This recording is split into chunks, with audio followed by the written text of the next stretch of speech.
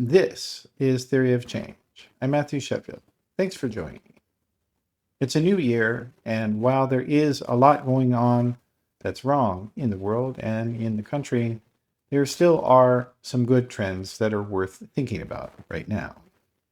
It is obviously the case that the intervention and abduction in Venezuela by President Donald Trump of that country's former now President Nicolas Maduro could be the beginning of a period of prolonged violence in that country.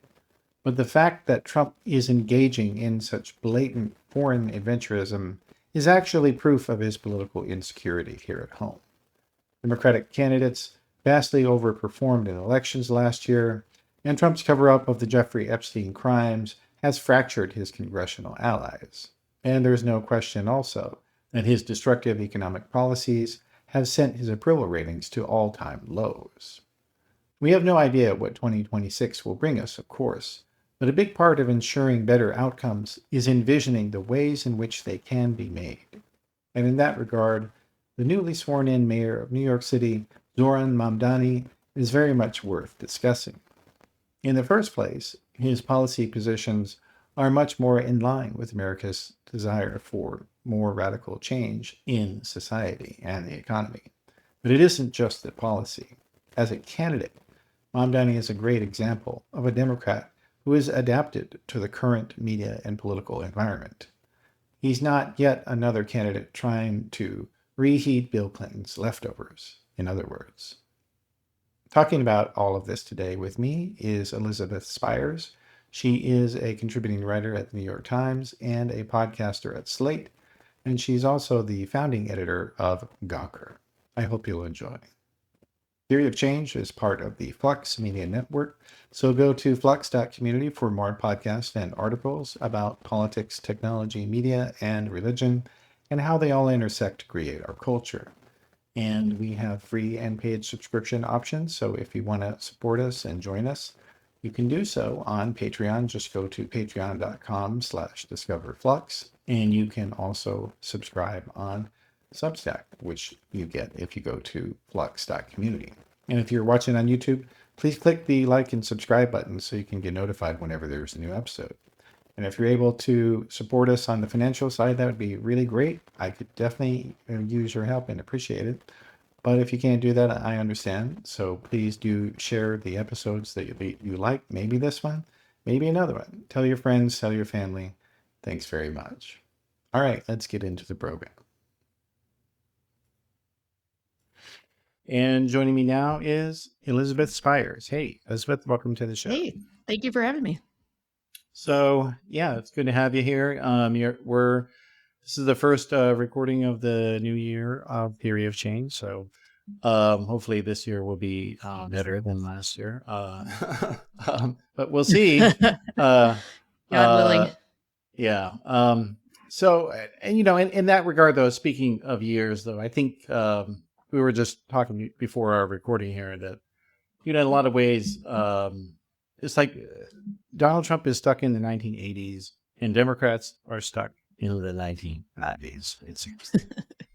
I believe that. I think with Trump, his sort of, how when people peak in high school, they can't really think about anything else except through the lens of that. That was sort of their high moment, and they want to go back there. That's Donald Trump, because in late 80s, 80, 88, 89 in particular, was kind of his peak in New York society, which is still, a place that he wants to be on top of, and has always kind of rejected him. But they probably rejected him the least during the late 80s. And so I think he has done everything in his power to try to, be accepted by New York elites. And it's just never worked for him for a variety of reasons. But you see it in kind of the way that he makes decisions now, the way he views the world. The stuff that's going on in Venezuela right now, I think I was joking with somebody yesterday that part of it was that he wanted his own Manuel Noriega, and that Maduro wasn't cooperative. So he just went in and abducted him. But the more I think about it, the more I think that's actually part of it. He has this sort of memory of U.S. activities in Latin America and cooperating with, dictators and using them as assets. And then when they when they start to be uncooperative, just arresting them and charging them with drug trafficking. But it's you see it more in his sort of day to day, his aesthetic, the things that he talks about, the things that he values, and I think he would happily doom all of us to living in 1988 if he could snap his fingers and do it. Oh yeah, and I mean, hell, he's trying to bring back the Star Wars program with Ronald Reagan. As another Yeah, example. it's amazing. It's like I feel like he read a kid's book about Reagan and took the top lines and said, "Well, all right, I'm just going to take all of the Reaganisms that I think conservatives during that period liked, and then replicate them without actually understanding anything about them."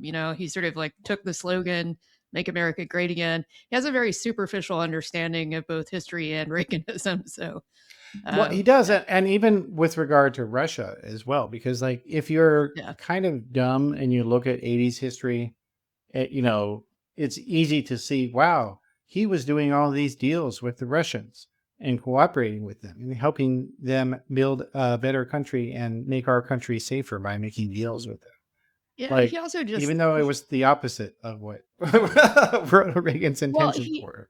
he thinks that all of foreign policy, in fact, all of his job is really, analogous to being in business. And so, another thing, I used to work in finance, and one of the things that I sort of observed then was that there were so many Wall Street people who saw the movie Wall Street and did not understand it as a satire. They thought of it as a playbook, and Gordon Gekko as a kind of hero. And that is precisely the kind of person that Donald Trump admires. And, these strongmen that he sucks up to are sort of gecko types. I mean, that describes Putin perfectly. And he admires them. So it's hard for him to sort of wrap his head around the idea that, the Cold War happened for a reason. He thinks it was all just a big misunderstanding that we can just talk past. And he'd rather be friends with the gecko figure than, in any kind of antagonism. Yeah. Yeah. Well, and then on the Democratic side of the aisle, looks like the powers that be continue to be stuck in a time warp in that regard. Just one So, decade later. yeah. So my theory about that is that a lot of the people who still retain a lot of influence and power are people who came out of these campaigns in the 90s where this sort of centrist model that had some libertarian characteristics, that wasn't as hostile to neoliberalism, was electorally successful. That was a long time ago. Every time I see James Carville being trotted out on the stage to explain what Democrats should be doing now, I want to slit my wrist, because I don't think that model is relevant to the electorate we have now, or the times, or anything that we're Yeah. dealing with. But when you have an entrenched class of people who are responsible for determining how Democrats talk to their voters, and they still consist of mostly those people, we do have a gerontocracy problem. We end up with that kind of rhetoric, and I think it's just very out of touch with where people are now. Yeah, it is. And here's another further irony about this viewpoint, though, is that given the state of the economy in 1992, and the long lag between because there were like GDP numbers had actually recovered by the election of 92, but unemployment had not, and there were a bunch of other things that had not. So this was effectively an election in which, and then you had Ross Perot, coming in, siphoning away a lot of the people who might not have liked the Republican abortion policies or things like that, because he was pro-choice. And so basically, it's almost like, I have to say that I think almost any Democrat who ran a reasonably competent campaign would have won in that magnitude. And it had almost nothing to do with their stretch. I definitely think that the secular factors were at work there. Yeah. I wouldn't go so far as to say any Democrat, but I mean, it's yeah, hard. I said agree almost. with you. He had to run a Systemically. competent campaign. Yeah, fair, fair. But and then the same thing also, by the way, is true about Barack Obama's house.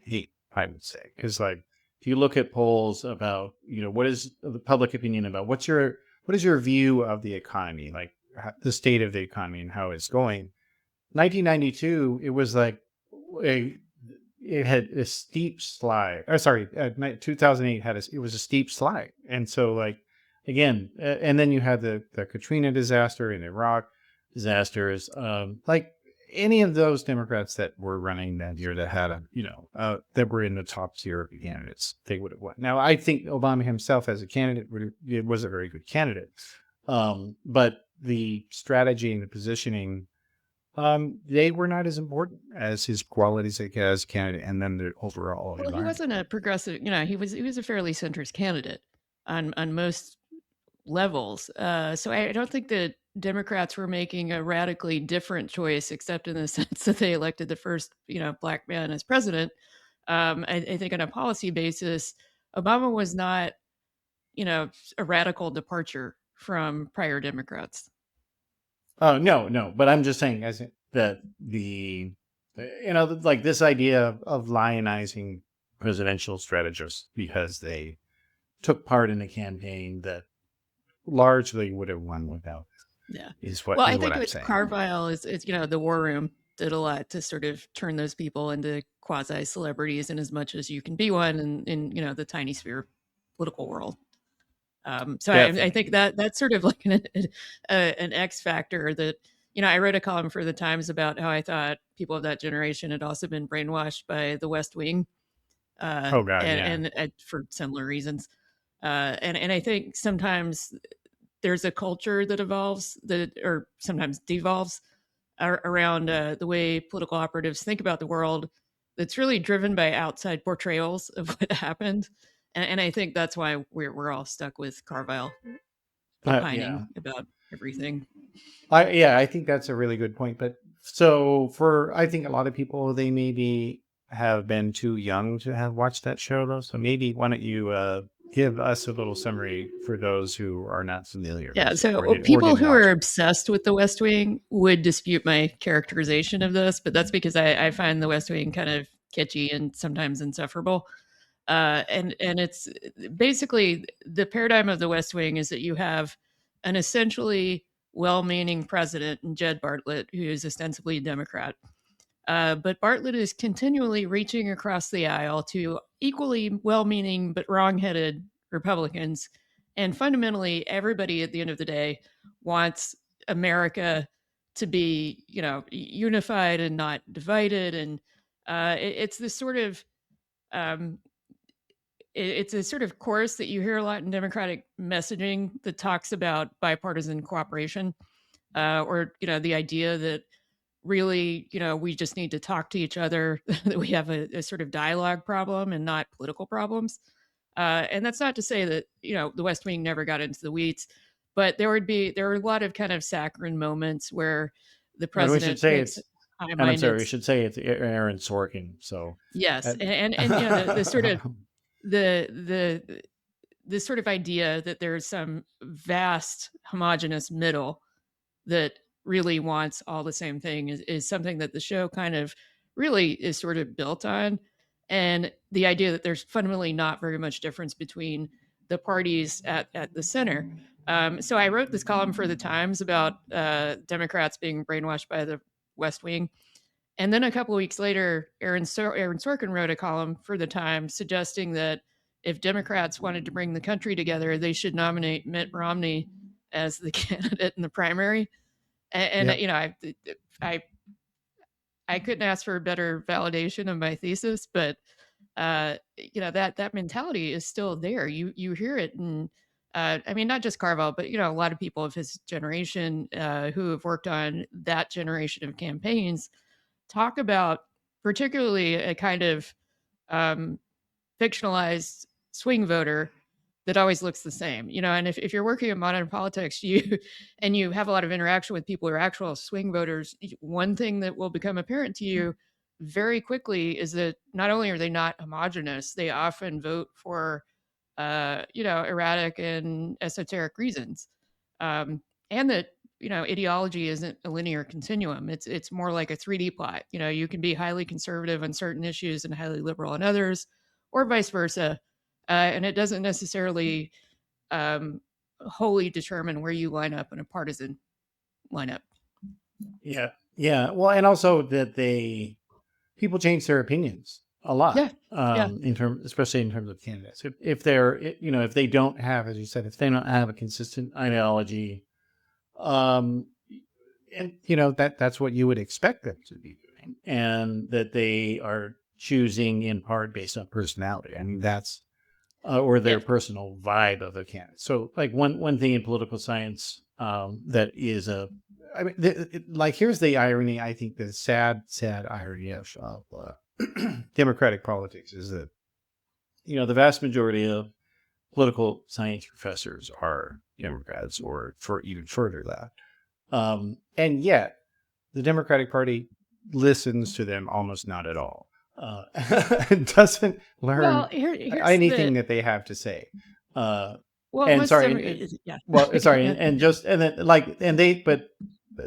one of the things that they've said is that, and studies have consistently shown that when you have a woman candidate, voters are more likely to think that she's more liberal, and she actually is. And so then that was true with Hillary. That's true outside of the U.S. also, that they assign liberalism to female candidates automatically, subconsciously. A lot of people do, and so I don't, they didn't really play into that at all or do anything about it as far as I saw it, or very much, or at least, I don't know. So like people, in other words, this is my long-winded way of saying that,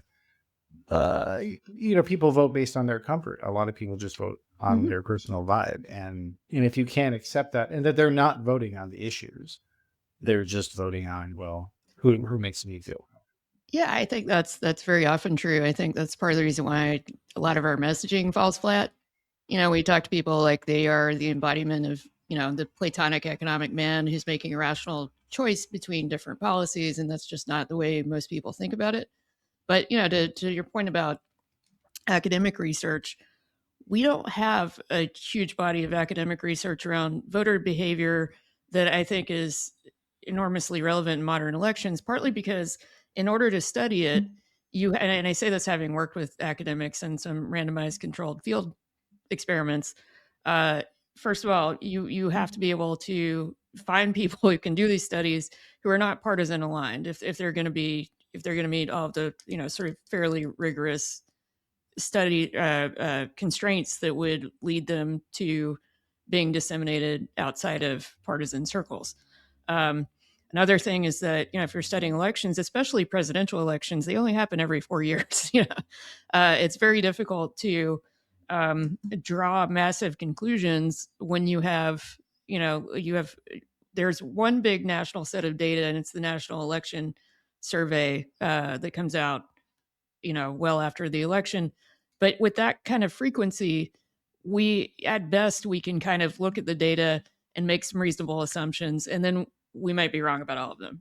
It's not like a strictly it's not like testing something where you have a lot of frequency and you can see patterns emerging over time. It's really just we're working with what we have, and our explanations are heavily determined by historical context and what we've seen before, which is why we miss a lot of stuff, especially if it's emergent and it just hasn't showed up in earlier elections. Yeah, that's a good point too. But even so, I mean, there's so much in political science that has come out in terms, like when they do, because you can run things with house races or other countries, or like, so there are some Sure. things that, and of course, yeah, it's still nothing's definitive, Yeah. but nonetheless, like one of the things that is pretty unanimous is that campaign money doesn't really do anything very much is at the executive level. So, at the national level, the brand of the presidential candidates is known. Like people know who they are, and watching another ad about it isn't going to make you interested in supporting them. I think Not at all. I think at the presidential level, that's absolutely true. I think down ballot, it does unfortunately make a huge difference. Well, yeah, and that's because name recognition is much, much less. So, Yeah. Yeah, Well, like and there's statewide. less earned media too. That's it's hard to sort of calculate the value of that. That's true. Yeah. So, but so I mean, still as it is though, so much of the Democratic calculus, it fits into this '90s messaging model. I think in that, not just in terms of thinking that people want, have consistent moderate preferences, but also in that they think that, well, we're just going to have the right message, the perfect message. Yes. And the one message to rule them all, if you will. And that's not how things work anymore Yeah. nowadays. And they workshop it to death, and you end up with not just one message. It's always the most anodyne, uncompelling thing ever.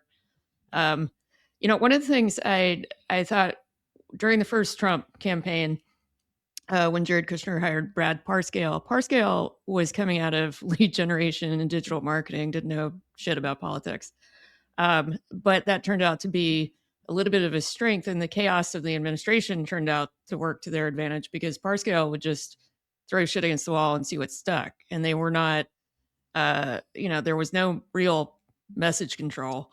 But as a result, you sort of had a de facto experimental environment where, they would just try stuff. And they sort of understood better than I think we did that the media cycle is so fast that if you put out a message that doesn't work or, there's some downside liability to it, it's going to disappear in like 2 days. It's going to be out of the discourse. And so as a result, they were able to, I think, surface a bunch of messages that worked, and they didn't feel the need to like consolidate them into a consistent platform because they didn't, Trump didn't have that kind of consistency. So they, would target one message to a specific audience that they thought it would resonate with, and then say exactly the opposite thing to another audience. And, that's not an honest way to communicate with voters, but it was effective for them. Yeah. Well, yeah. Shameless dishonesty can be an advantage on the campaign show. Who would have thought? Yeah. I don't advise that we adopt that on Um, principle. So Yeah, well, and as a long term matter, it doesn't work either because and we saw in 2024 that the Trump did worse among people who followed politics more. So, like the people who yeah. had paid attention and had been listening to what he was saying, they did not support him. Yes. And so, but then of course the Democrats, they had the other problem in the a lot of Democratic consulting tends to have kind of a fixed model of non-white voters, in thinking that, well, they're going to support you know the Democrats because they're this race, or Well, women will support Harris because she's a woman, or Asians will support her because she's Asian, and none of those things turned out to be true. Well, I think it depends on which population. I agree that, nobody's going to support a candidate solely based on identity. I don't think that means that identity isn't important. If you're looking at, it's particularly there are a lot of minority populations that vote so consistently Democratic. And, if population is voting, 80+%, it's a fair statement to say that population generally skews Democratic, and to sort of assume in the next election that unless you fuck it up, they're still going to vote that way. But I do think I don't think you can take it for granted that those populations are always going to turn out for you. And this is where I think there are a lot of people who don't really distinguish between turnout and where natural constituencies lie. I think when Democrats screw up serving their core base, a lot of those people just stay home. They don't turn around and vote for Republicans, but they do stay home. And I think that's why you sort of can't ignore the people who have shown up for you the most consistently. And very often that is, less, women as a class, but minorities. Certainly white women have done plenty of voting for Trump. But, my feeling is you can't pin everything on identity. You also can't dismiss it. So, Well, yeah, but it's also that these, identity markers, if you will, or characteristics, they are correlated to policies in yes. general sense. So, Yeah. that if you are a woman who, might want to have an abortion at some point in your life, then, it is not to your advantage to vote for Republicans. Or if you just Well, need to be on birth control for hormonal reasons, there are things that yeah. people just don't even. I think the people who are sort of dismissive of identity in politics sometimes don't realize how deep those political choices, the policy choices, affect specific populations. They don't really understand the extent to which housing is heavily driven by race in a lot of places, or environmental regulations, environmental justice is something that I worked on before, where we had in fact, one of my first policy experiences was in college when I was working on um, a project for the Alabama Attorney General's office about a stockpile of chemical weapons in Anniston, Alabama, that we'd been sitting around since the Korean War, and the military was trying to figure out how to dispose of them. And they consistently wanted to dump them in the backyards of these predominantly Black, poor communities. So that's the kind of thing that, it's like if I said, how does chemical weapon disposal policy, how is that related to identity? It may not be facially related to you, but, whenever you sort of, if you're a Black person who lives in that area of Anniston, you absolutely know why identity matters in that case.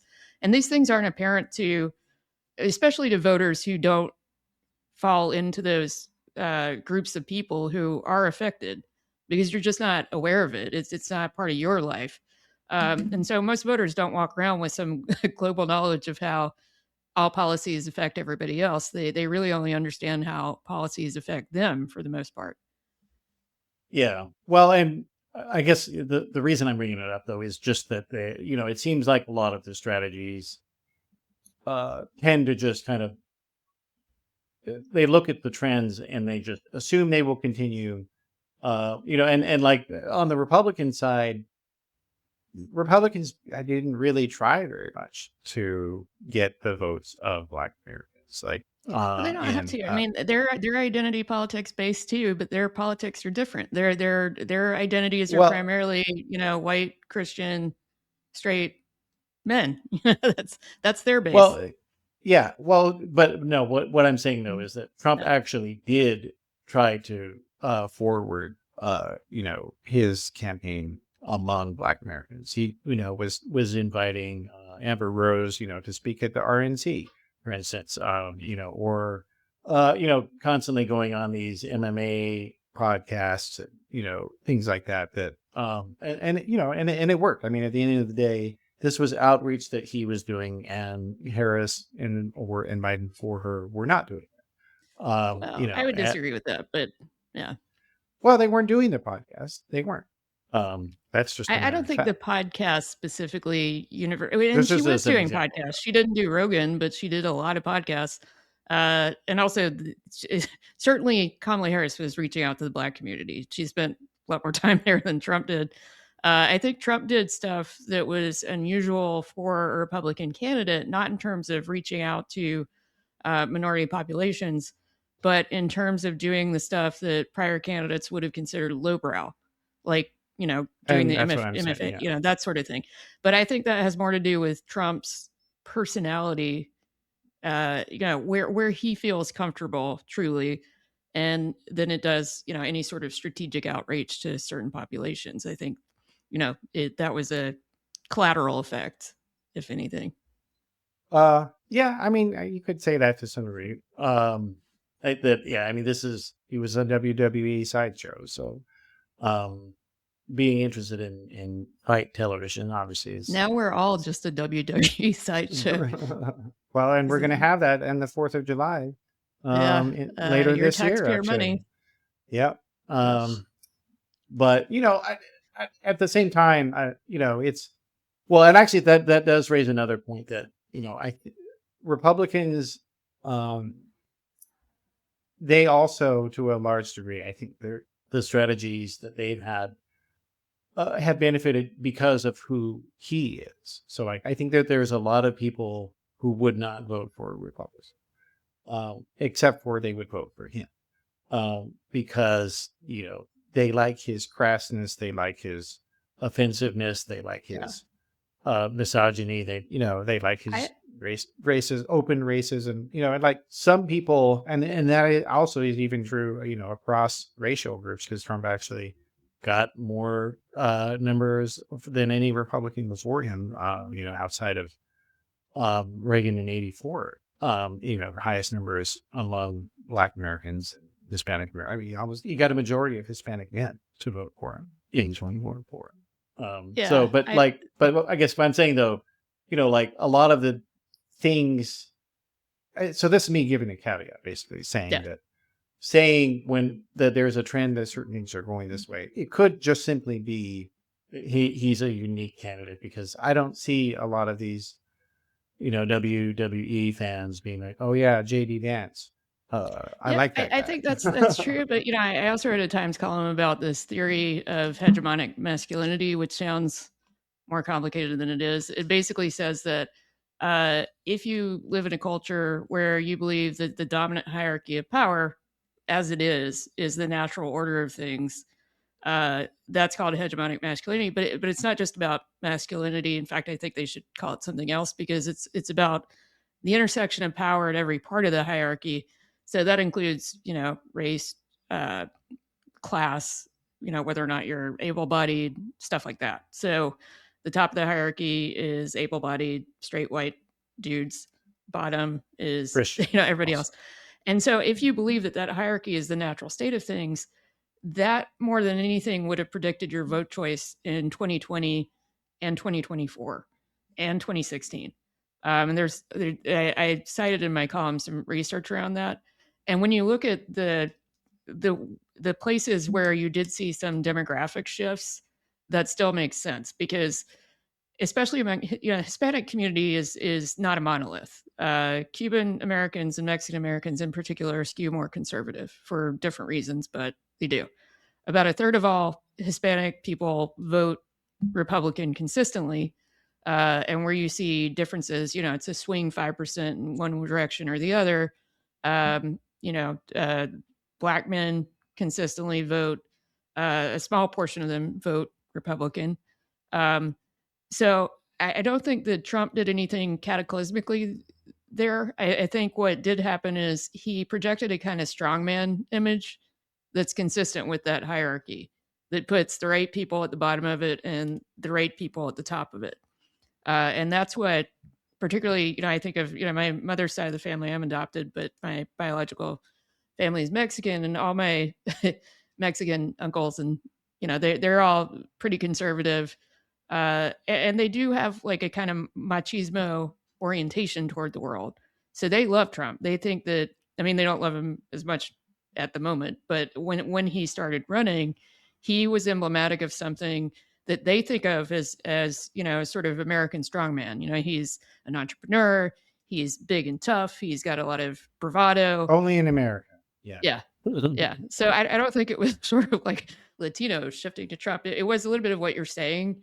They liked his personality for all the reasons that make him sort of mostly a bad president.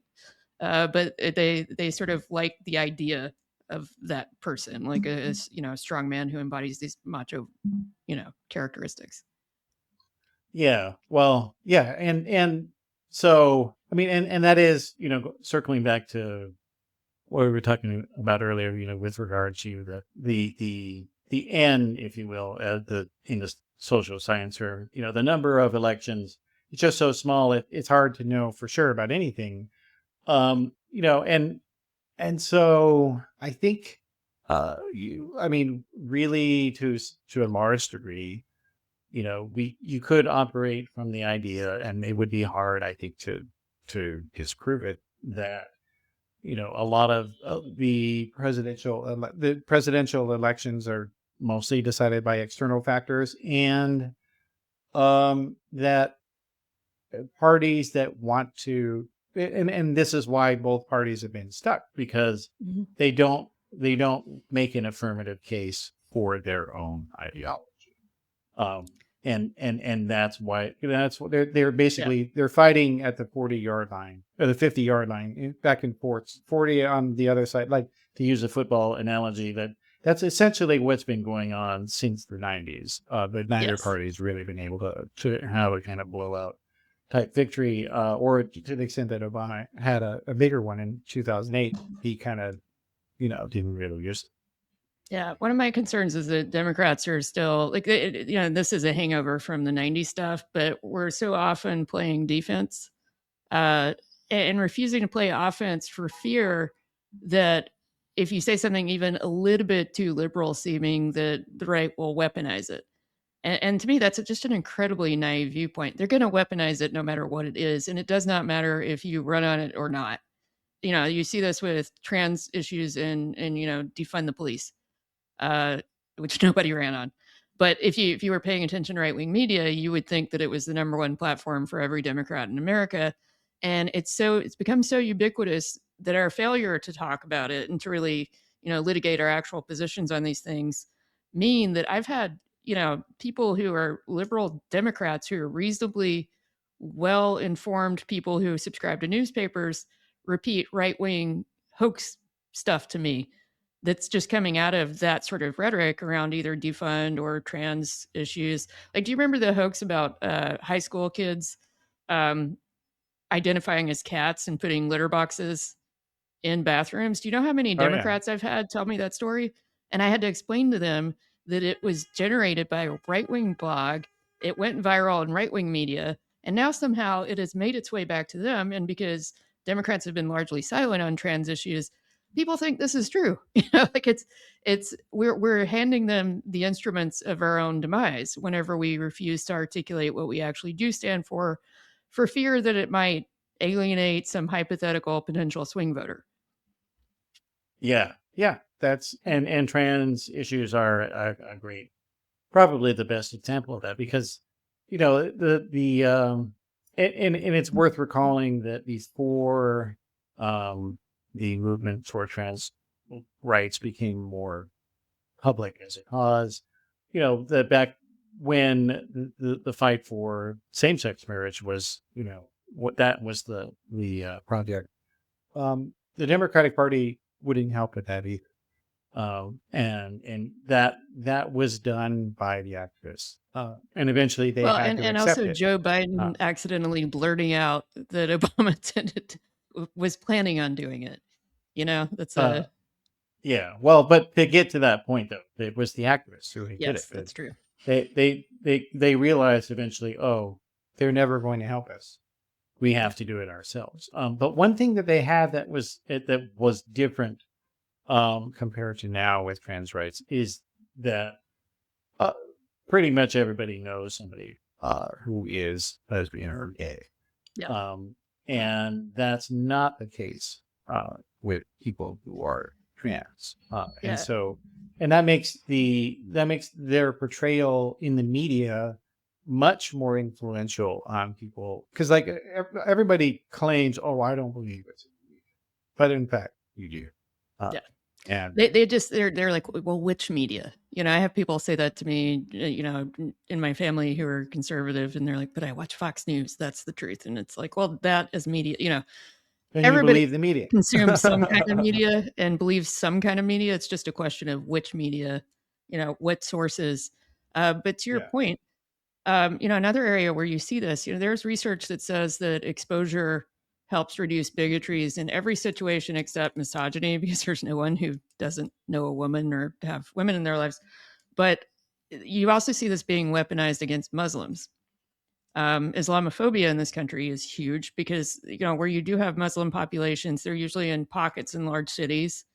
Um, when I grew up in rural Alabama, and when I go home, when I hear Islamophobic stuff, it's usually coming from people who've literally never met a Muslim person and they've never met a trans person.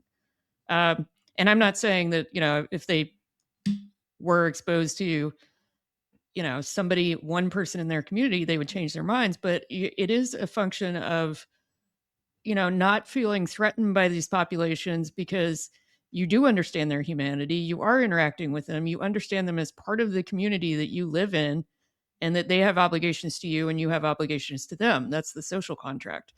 Um, And that they are not hurting you, yes, yes. and that you know that from your own experience. Yeah. I mean, this is we were talking a little bit about Mamdani before we started. It's, he's a Rorschach test for a lot of people outside of New York, because when they look at him, there are a lot of people who first thing they see is that he's not white, that he's a Muslim. For other people, it's that he's a socialist. And I find that, it's a little bit ironic because I think a lot of the people who voted for Zoran in the primary didn't know he was a socialist. Like, and I don't think they gave a fuck. Like, I think that uh, he was successfully branded externally by the right as a scary brown Muslim socialist. And that's just not how he was viewed here, because he was heavily evaluated on, what he ran on, who came out for him, what the policies were and what his concerns were. And to your point about identity, he didn't go out and say, "You should elect me because I would be the first Muslim socialist mayor of New York City." Uh, in fact, that never led any of his conversations. He sort of takes it for granted that that and that it's obvious. Um, and he ran on a really compelling affordability platform that I think a lot of, machine Democrats here don't want to run on because we do still have a lot of money in politics, and the real estate industry in particular is very powerful. So making housing a key part of your plank is a little risky for especially a Democratic politician who coming into the primary might not have enough name ID to make it to the general. Yeah. Well, and yeah, no, and he's, I think, is definitely worth focusing on here, because in addition to, and I do want to circle back to your point about affordability and that, but also he did the work as a Yes. candidate, and Yep.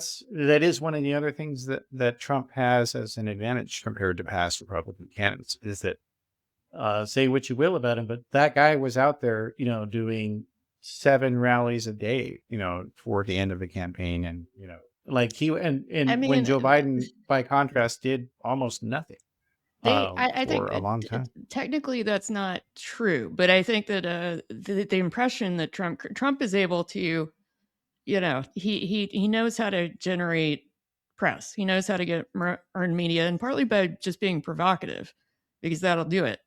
Um, but I think with Trump, it's people sort of viewing his rallies as hard work, like, especially when he's Well, I golfing. just mean, He's just but they're effective though. Like, they're I effective because mean, they're about in visibility, the and area. that is you are.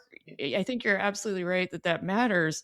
I think when Pete Buttigieg ran, his publicist was Liz Smith, and one thing that I think she did that the Democrats are usually reluctant to do is she booked him everywhere. She had him appear on any show that called. He would show up to the opening of an envelope.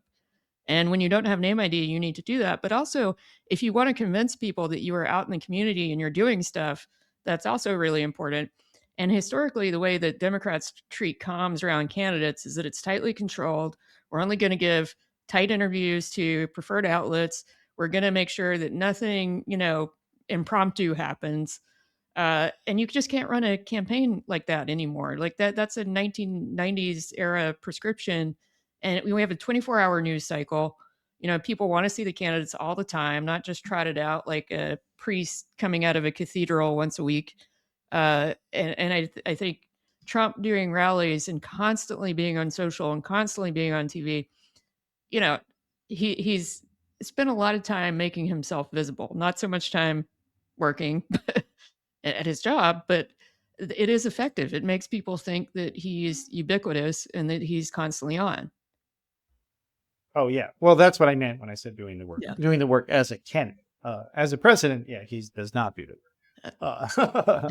Um, but yeah, and like to that point though, like this fear of saying something wrong or saying the wrong thing. I mean, that's over, and that's over. It obviously that's over in the Republican side, with Trump. But I mean, you had Reg Gianforte. He Yeah. assaulted a reporter, and he still won his election. But even Jay Jones, the who just won the attorney generalship of Virginia, he said a pretty awful thing, and he still won his election. So like people, and so being concerned that you might make a silly statement, much less an offensive, horrible one. Like you need to get over that.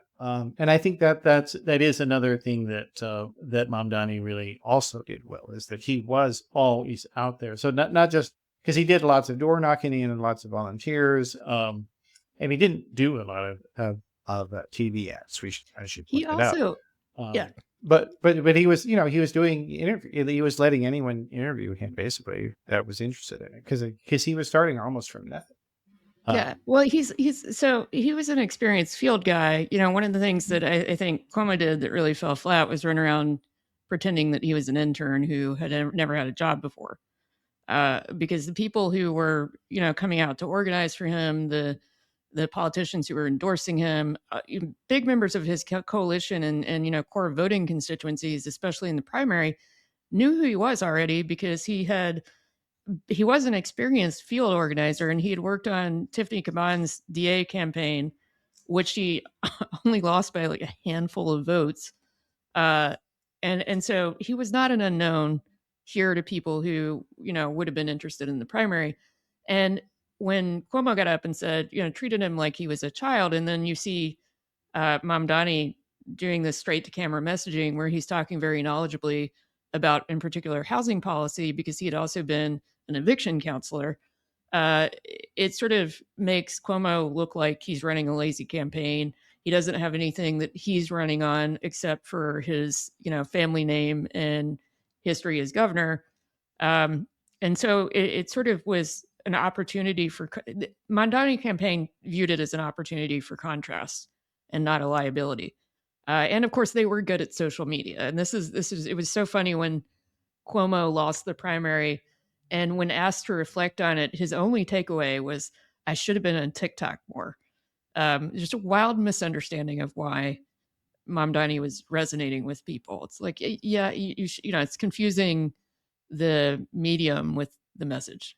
I think some people on the Democratic side are starting to realize this, but so much of what Mamdani did effectively as candidate, obviously his message and platform were very relevant, but a lot of what he does and how he says things have nothing to do with his ideology, and that people, the people want a candidate who can speak off the cuff.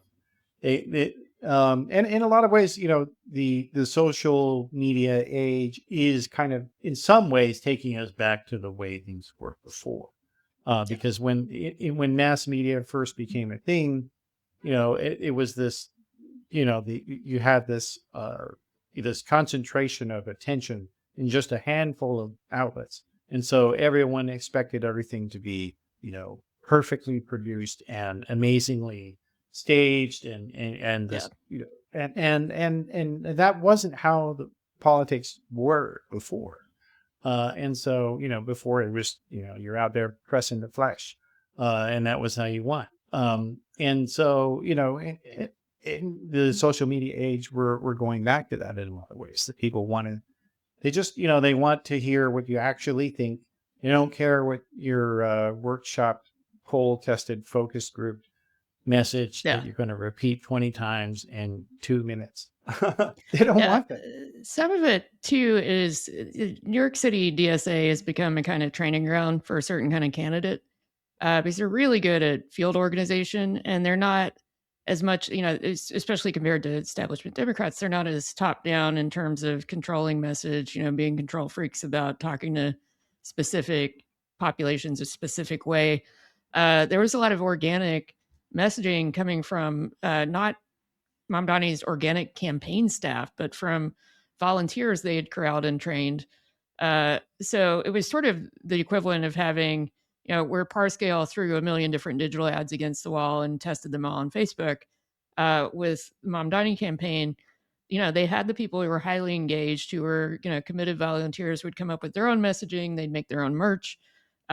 They would talk to people. They weren't. If you've ever been canvassing for a very mainstream Democratic candidate, you're often given, it's very tight messaging, and you're only supposed to respond a certain way.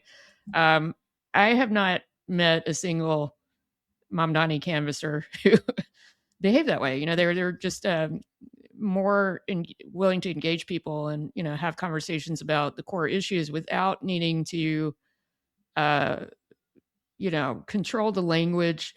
One of the things in my West Wing column that I wrote about that still drives me crazy is how much uh, you know establishment Democrats workshop the messaging so much.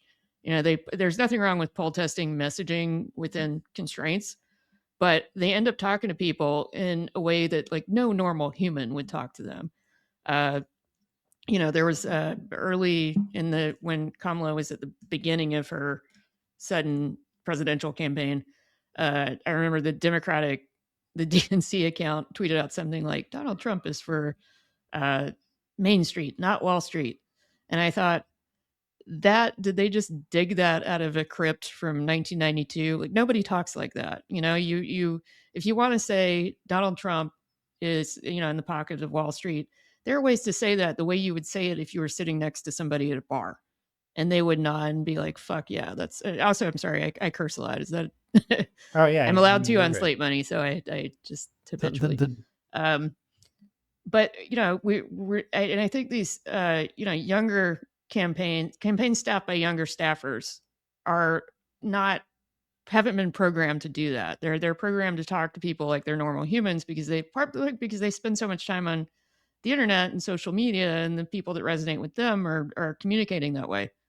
Um, and so I think the way Mamdani talks to people, it's like normal person talking to you at a bar about something they're passionate about, and they're not handing down some tablets with the official, messaging lines on them. yeah. Well, and that is another thing that Trump does very well. Also, Yeah, he and does that it is because his. he can't. He's not capable of Well, that's what I consistent was going to say. messaging. That. Oh yeah, he's not smart enough to stick to the script or the Yeah. message. But as it turns out, that's not what people want anyway. So like that's the I think there is a fear among some Republican strategists, and you do hear it vocalized every once in a while. They're saying, you know what, after this guy, we're fucked, Yeah. because nobody likes us, and nobody likes our people. And so, but of course, as I was saying about this, the fighting over the 50-yard line thing, if Democrats can't make an affirmative case, then they will have just, temporarily, had what Biden had, in 2020, which is, they got rid of Trump, but they weren't able to, really move the ball forward in terms of Here's a rolling back these problems that the Republicans have caused the country. I wrote a thing for the New Republic about what national Democrats could learn from Mamdani. And, whenever I first published it, there are a lot of friends of mine who are more centrist Democrats, like read the headline and be like, New York City isn't the rest of the country. And I would say, I know that, read the column. Because the thing that he did that I think was so effective and could work for, any Democrat is just articulating the things that we're going to do to fight the bad things that are happening. Brad Lander, who, teamed up with Mamdani at the last minute, he was another New York City mayoral candidate, and they're buddies now. But Lander sort of characterized it as, people are now being forced to choose between fighters and folders. And they want fighters. And there are just too many instances of them seeing Democrats kind of publicly folding or saying, well, we can't do anything. We're not in power right now. And they want to see the people they elected try, even if they fail. So Mamdani coming in and saying, okay, here are 5 kind of, out there policies. And by the way, none of them are that radical, but if you're sitting, I don't know, if you're watching Fox News or something, maybe like, we're going to have 1 free bus line. We're going to have 5 grocery stores run by the city. They actually have free buses in Salt Lake City, Utah, actually. Yeah. and every military base in the country has a government run grocery store and people fucking love it. But the point is, even when those are cast as radical policies, which leaving aside the fact that they're not, people want to see their elected officials try to do something to make life better. They want to see improvements. They want to see, trying. They don't want to be told repeatedly that things cannot be done, or because they couldn't be done 30 years ago, we're not going to try them now. Which is another kind of 90s-itis thing that I think we have, where things that would absolutely work in, with constraints now did not work then. And so it's like, well, we tried that once. Let's just not do it again. So what Mamdani was offering people is, first of all, the absolute understanding that he would fight for New York City, which is probably the only advantage that maybe Cuomo did have coming in, is that he has a reputation for belligerence. Maybe people thought that he was going to be a New York City strongman and stand up to Trump, although increasingly it looked like that wasn't going to be the case, and then Mamdani also said, we're going to try some stuff. And if it fails, it fails. But we want to make life here more affordable. And here are some programs that actually help people. And I think we are bad about doing that. Whenever we do, we offer promises to try very incremental things that are usually highly technocratic, complicated tax credits, et cetera, instead of doing the simplest thing that people just want. They want simple problems solved easily. There's a good example is Lena Khan tried to institute a new rule that if you sign up for something on the internet, you should be able to cancel it just as easily. And it got pulled back because of some bureaucratic stuff, but it's supposedly probably going to be instituted again. And that's the kind of thing that it doesn't matter what party you're in. You're like, yes, that makes sense. That is good for people. And so I don't think, first of all, most voters didn't really think of Mamdani as a socialist first. They thought of him as a candidate who had a specific vision for what New York was going to be. And I think had that, some enthusiasm, and yeah, and that you could see that he actually cared. You could see yes, it. yeah. I mean, even Curtis Sliwa, toward the end was like, was just sort of sick of Cuomo, and he showed up to Mamdani's inauguration, and people were interviewing him, and he said, "Look, I believe the guy cares about New York City, and he's going to try," and was largely complimentary. And I think if you watch the debates, Sliwa's discussed with Cuomo was largely that he thought Cuomo thought he had it in the bag and didn't have to work for it, and what was he going to do that was going to be different? Yeah. Well, and also, speaking of Sliwa, he also, even after the campaign was over in January, was talking about that he was against the billionaires. Yeah. Everybody in this country hates these oligarchs. And so if the Democrats, were able, they claim to be data driven. Well, gosh, you have a group that everybody dislikes, and for a justifiable reason. Like, who is a bigger threat to the average American? Elon Musk or a trans woman trying to go to the bathroom? This is you couldn't ask for a better thing, and but they don't know how to do it, and also they don't want to do it. I think a lot. Yeah, some of it's we have an asymmetry. The Republican Party's entire platform is we can cater to billionaires because we're pro-billionaire. For Democrats, it's hard to run against billionaires when our biggest donors are also billionaires, and we do have money in politics. And I've seen this, directly when trying to get progressive media outlets funded.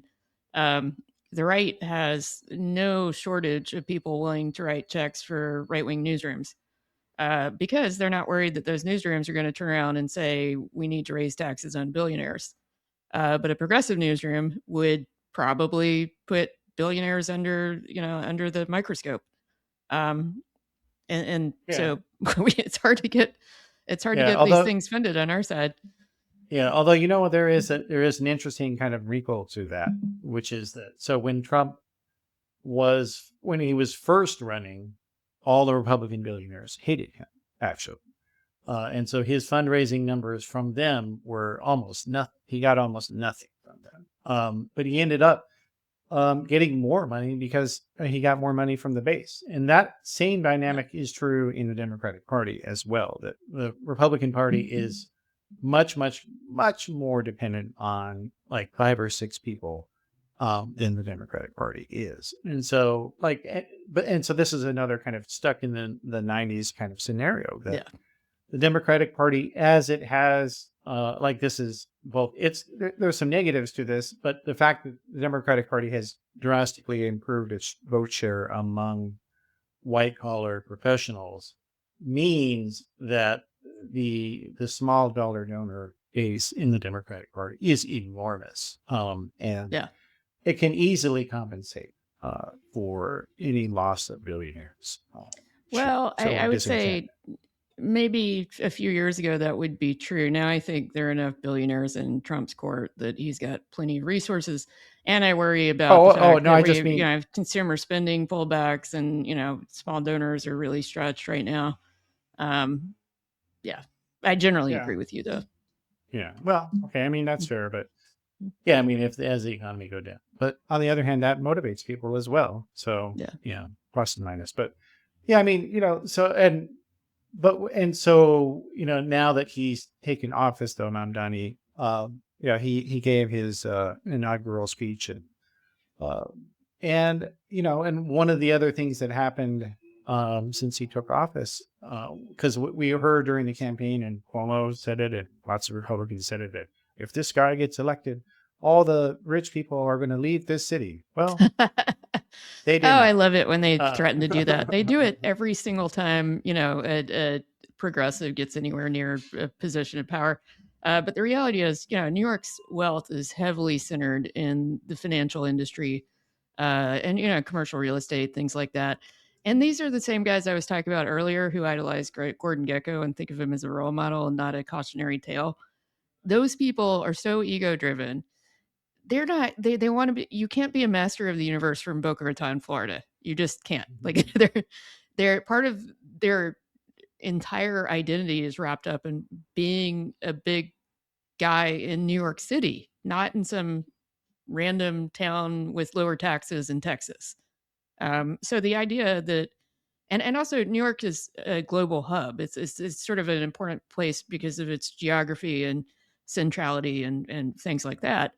You can't replicate. You can't have a pile of billionaires. This is also why they all keep talking about. You're not going to get a flight to Riyadh from Boca Raton. Yeah, they all want to go live on some libertarian paradise island, but they don't go do it because what would be the fun of that? Because it would suck. That's why. And they know that, so they're not going anywhere. No, they're not. I mean, I would love it if they left. Maybe be less expensive around here, but. Yeah. I mean, even Fox News, which is basically every single day saying, oh, New York is a hellhole. New York is a shithole. And yet while they sit in front of a window where you can see New Yorkers peering in, the tourists kind of, Yeah. So these are all meaningless threats. And the same thing is true, even much, much more so at the national level, that, the American market is so big and so multifarious, and there's so many resources here and smart people that making people pay their fair share is a no-brainer. Like, they can afford it, and they're not going to leave. And if they did, they would be idiotic because no one else wants them. Like, that's what's so insufferable about so many of the vocal oligarchs is that they have such a mentality that no one appreciates them and they're really victims. And so, the sort of underlying point when they say, I'm going to move out of New York is that New York will fall apart without them. And the reality is most of them don't even pay taxes in New York anyway. They have sort of everything's in some offshore shelter. And so I don't think, they're not, it's not whatever they're doing, the economy of 100 other people goes somewhere else. Yeah. But it's the poor me. No one appreciates me. The little people don't understand how much money I spend on philanthropy in order to get tax breaks and restructure my own finances, blah, blah, blah. Yeah. Well, and when you look at just the numbers, like the investment of the federal government back to the national level, but, investment of federal government in education or in infrastructure or housing. It's and regulatory consumer regulatory helping people not get nickel and dime to death. All of that's gone down starting with Reagan, and so it was like this was an experiment that was tried and it didn't work. And Democrats should say that. Just tell people this is the story of what's happened. And then Reagan came along and he took away. He started making people pay their fair share because they were benefiting from our country and our government and our system. And look what's happened. They haven't shared the wealth. They said that it would help the economy and help us become have all this opportunity and whatnot. Well, it didn't work. And now you can't support a family on one income. Now you can't buy a house. Like the average age of a home buyer now, I read recently, is 52 of a first-time home. That is awful. Yeah. That's awful. And it used to be, in the late 70s, it was like 32. So that's the measure of where we are. And just simply saying this stuff and telling people what happened. Because I think that's overall is the biggest problem of that they don't tell people what's happening and what has happened. And the same with Biden. Sorry, and like with Biden, when he was doing the student loan forgiveness initiative, people liked it, and then Republicans sued, and the Republican Supreme Court blocked it. But he never told people why that happened. Yeah, I got into a big fight when I was still on Twitter with a Biden person who kept saying like, well, no, but we made an announcement. We had a press conference the other day. And it's like, you're missing the point. That is such an old, outdated style of communicating to the electorate. Like, you don't not do it, but you got to do a million other things, and you have to say it over and over again. And this is another area where Trump's style of communication is not strategic. It's just Trump being Trump. It's he's a braggart. He can only hold 3 messages in his head at one time, and so as a result, he repeats himself a lot. And that sort of has the utility for Republicans of people being hearing the same message over and over again. And he takes credit for everything that he does in the most obnoxious way possible. And we don't, we're like, well, we all did this as a team, and we worked hard with Republicans, and here's our policy brief, and and it just doesn't break through the noise. But also, it doesn't sound like a big deal because Trump comes in and he says, I did this little thing, but it was the greatest, most amazing. And it doesn't matter that he's full of shit and he's being hyperbolic. It's still just, it takes up more of the oxygen in the room. And we just don't counter it, Yeah. And, that's a great point. And it's just, just simple, basic market. I mean, that's really what we're talking about here. That, if you have you are selling a product, and you might not want to think of it that way, but guess what? That's how it is. And so you have to have that mentality as well. And if you get lucky and nobody in the Republican side can step up and do that in the same way that Trump did, that's not a vindication of antiquated media strategy. That just means that you got lucky. This is not like, the goal has to be, we have to figure out how can we get these FDR type majorities again. Like, that has to be the thought. No more, well, we're just going to get a plurality. We're just going to get, enough electoral votes, 270. That's all we need. We're not going to worry about anything else. And we're going to optimize our House candidates and only compete in places where we can, get wins above replacement. Blah, blah, blah. Like, this is it's all nonsense, and it's fake. It's fake data. It's not real. And so you just need to get over it. Yeah. It's also, I see a little bit of a bright spot where there are people who I think it's beginning to sink in that communicating to the electorate is something that you have to do 24/7 indefinitely. It's not just in the run up to an election, and it's not just formal communication, I don't see resources being spent that way yet. And unfortunately, where I do see them being spent, they're being given to the same old consultants who have been, recommending the top-down, tightly controlled messaging forever. But Republicans have always had like a 20-year view on comms. They've always sort of said, there is no comms period. It's a rolling thing. We're always talking to the electorate. We're always cultivating new voters. This is why a lot of people ask me, why don't we have a turning point or something similar?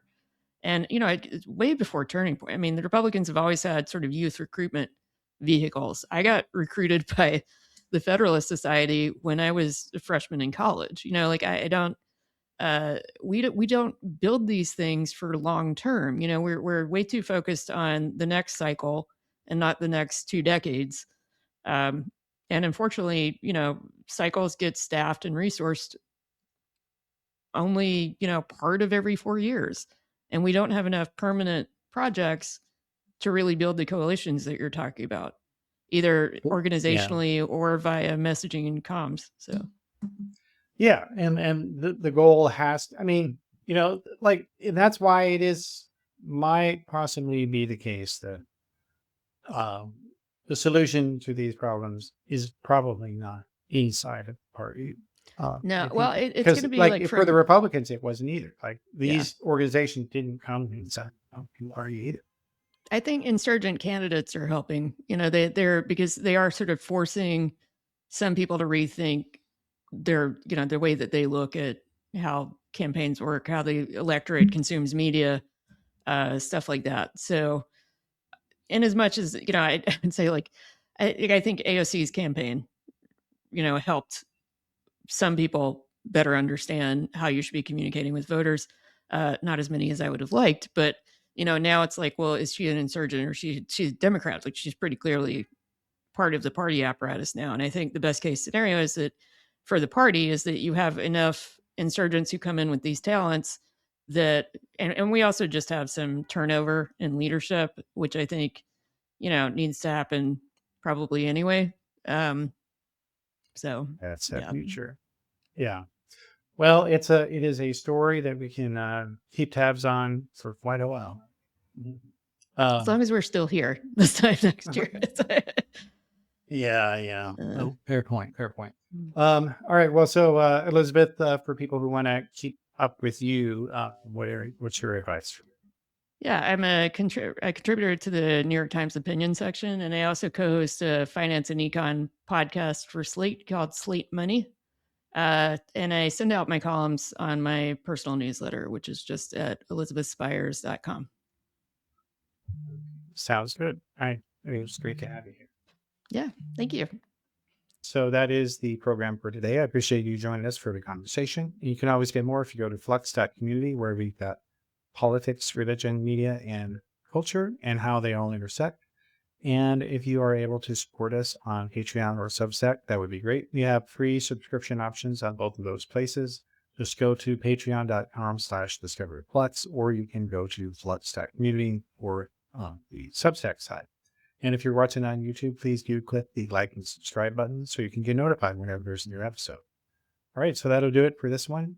I appreciate you joining me, and I'll see you next.